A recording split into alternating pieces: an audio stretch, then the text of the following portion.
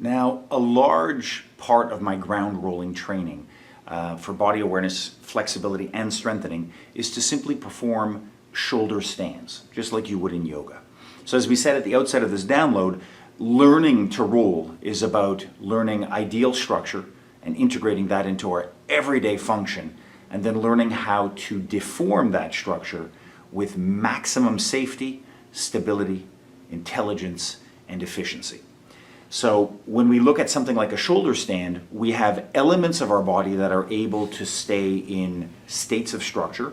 Perhaps the lower lumbar can be in alignment, but the thoracic and cervical arch are bearing the brunt of the strain.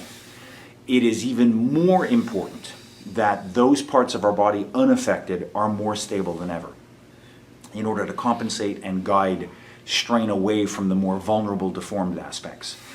It is extremely important that those deformed elements still have some strength. They're not simply laxed and sort of being ravaged by the position.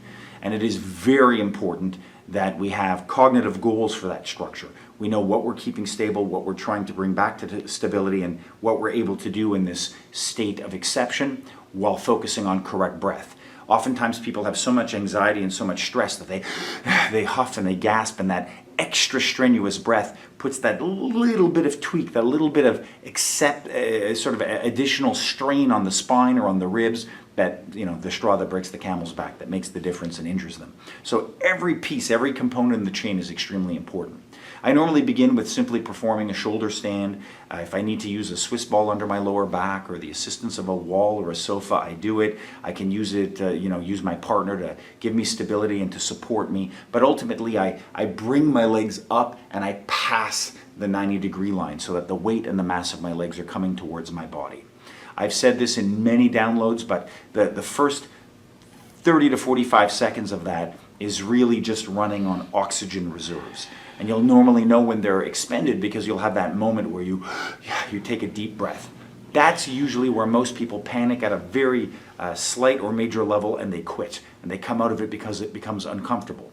But as I've said before, that's precisely where the work begins. That's where you need to stay in the structure, focus on making the breath a little bit smaller. If you refer back to our level 5 download on breathing that just preceded this, you'll remember we spoke deeply about the role of the glottis in closing the throat, and we looked at Valsalvic breath and Ujjayi breath. This so-called Ujjayi or yogic breath is particularly well suited here. You could breathe entirely in the back of the throat to make the breath as small as possible and to focus your mind, and this helps sort of keep the stability. If you're able, you can work with a performance breath, breathing in through the nose and out through the mouth, but that greater degree of contraction still needs to be guided, because if I let that huge inflation occur, then that inflation is going to create instability. It's going to make the body rock, and when the body rocks, the focus rocks, and then you lose all structure. So even if I do in by nose, out by mouth, it's almost like I'm breathing down into my shirt. I'm keeping the breath very tight into my body so I don't challenge my stability with this sort of vigorous expansion of the chest. And I'll normally begin simply with the shoulder stand. I'll look at what it does to my oxygen reserves. I can play with bringing both legs back to the head. I can support them with my hands if I need it. I can pull them in if I want more. I can look at only bringing one knee down so that I have the other half of my lungs sort of more open and more available for expansion. I can play with alternating. Very often I'll crisscross one leg and fold the foot on top of my thigh or my knee to give some twist and compression. One side more open, one hip more stretched, the other side you not only compress but under strain. And then gradually I'll work to see, am I able to engage my core correctly and stack my legs up over my head? Now, most of the time when people perform this type of a plow, in yoga, they'll use their hands to support their back. That's certainly much more comfortable, much easier. But in time, as you learn to engage the stomach correctly, you may be able to do it without any assistance from your hands, balancing simply on your shoulders. And you can look at that point to see if you're able to shift your mass from one shoulder to the other. You don't need to lift one shoulder off of the ground. It can simply be a lessening of the weight on that shoulder, but ultimately you may get to a point where one shoulder comes completely off the ground and where you may even wish to explore with that void arm to see the mobility in the scapula.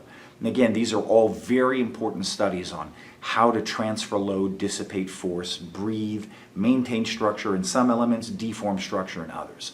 And then from there we can look at mobility under strain and under load. And perhaps the most definitive exercise you'll see it widely used in grappling, you'll see it in Brazilian Jiu-Jitsu, in Japanese Jiu-Jitsu, I learned it in Sambo as well, and certainly widely used in Sistema, is this idea of crawling on the shoulders.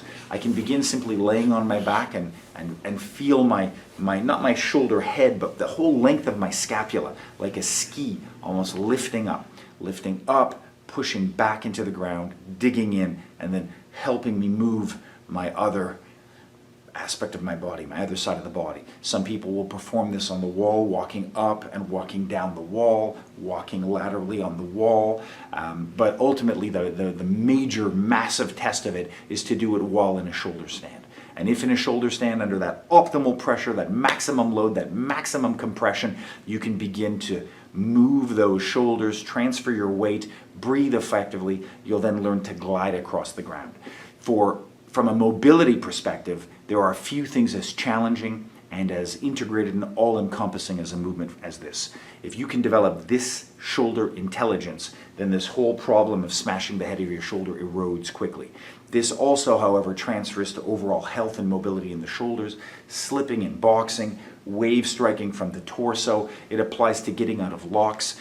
In grappling, very often you'll be on the ground and you'll just shimmy over one place, or you'll have a triangle choke on somebody and you'll walk back with your shoulders, and that intelligence in your shoulders makes your back and your spine and almost like a separate intelligent entity that moves for you.